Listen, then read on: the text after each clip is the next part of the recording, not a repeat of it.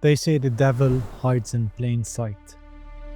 But could he really be hiding in a children's book?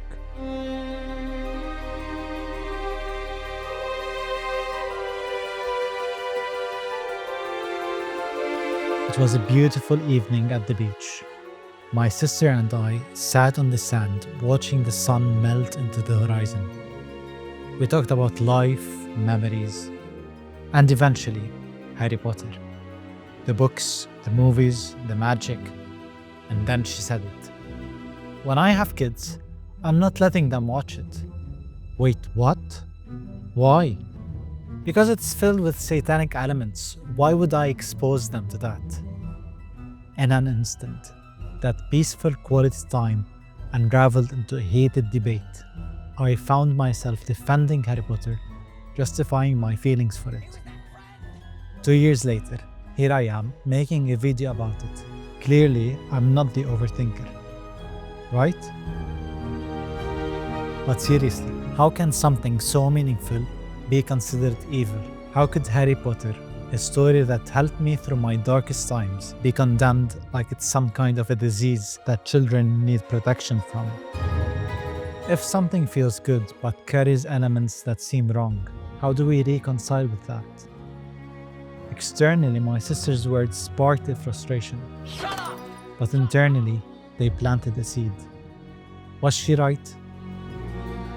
Should I be more critical of something I hold so dear? I needed answers, so I set out on a journey to figure this out. As a Christian, I turned to my ultimate guide, the Bible. It has stood the test of time, guiding countless generations. And on the subject of magic, it's clear, both in the Old and the New Testament, magic is condemned. It is tied to satanic practices and considered evil. The Bible does not leave much room for debate on this. So does that mean I should burn my Harry Potter books, like the spell books were burned in Acts 19? Or is there a way to balance caution with understanding? I decided to revisit both the Bible and Harry Potter with fresh eyes. When I revisited Harry Potter, I was reminded of why it meant so much to me. As a child, I often felt powerless, bullied, misunderstood, stuck in a world where I did not belong. I found refuge in my imagination, wishing for one to solve all my problems. Escapism? Maybe. But through Harry's journey, I saw courage, friendship, and love triumph over darkness. It gave me hope in a time when I desperately needed it. But now, as an adult, I had to confront a tough question. Was I justifying something harmful because it made me feel good? Critics of Harry Potter argue that it glorifies occult elements, Horcruxes, spells, divination, and could lead young readers towards an interest in witchcraft. And honestly, I agree, to an extent. Hollywood has always targeted children. It's $1 billion market, and kids imitate what they see. They dress up as their favorite characters and mimic their actions. But here's where things get interesting. Why do so many Christians celebrate The Lord of the Rings and The Chronicles of Narnia, stories that also feature magic, yet condemn Harry Potter? Indeed. Tolkien and Lewis, both devout Christians, used magic as a storytelling device. Christian imagery is present in The Lord of the Rings, Narnia, and to some extent, Harry Potter. So why is Harry Potter treated differently?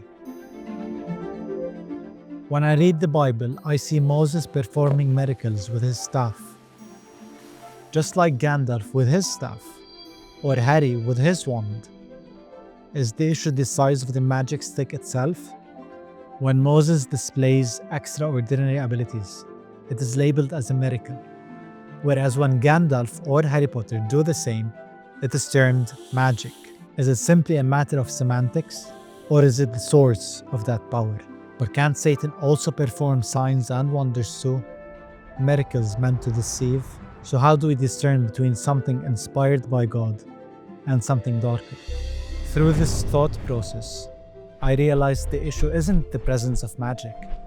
it's how magic is portrayed. In Harry Potter, the dark arts are condemned. Magic isn't inherently good or evil, it's a tool, and its morality is defined by the user. Harry doesn't defeat Voldemort with dark spells or forbidden potions. He wins through love, sacrifice, and friendship. You're the weak one, and you'll never know love or friendship. And I feel sorry for you. Isn't that a Christian principle? Romans 12:21 says, "Do not be overcome by evil, but overcome evil with good." This Harry Potter understood. This journey wasn't without its challenges.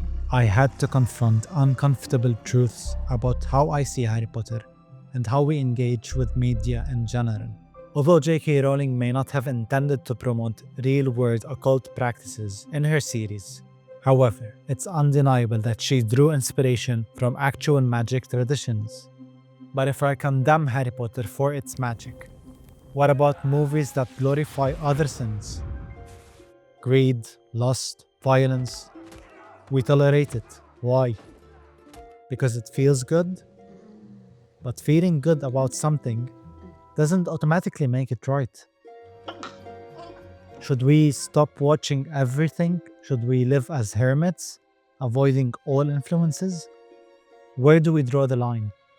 I was reminded of the dangers of overprotective parenting as depicted in Black Mirror's episode, Archangel, where a mother's attempt to filter her daughter's experiences ironically causes her downfall.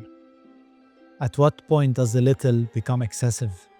The truth is, we can't shield ourselves or our children from every potential danger.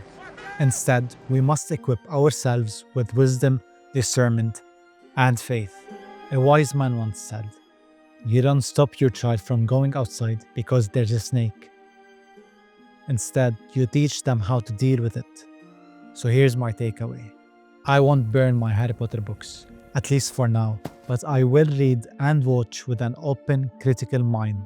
I will teach my future children to do the same, to approach media with maturity, aware of its potential influences, but also open to its lessons. I want my kids to be strong, not safe. Harry Potter isn't the perfect mirror of life, but it reflects enough truth to teach us valuable lessons.